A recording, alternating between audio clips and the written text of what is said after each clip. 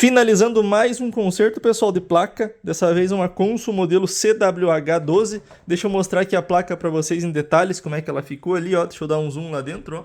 Olha só, feito o reparo da placa, feito o fechamento novamente, né, com a resina ali original. Enfim, ficou um trabalho ali, né, de primeira.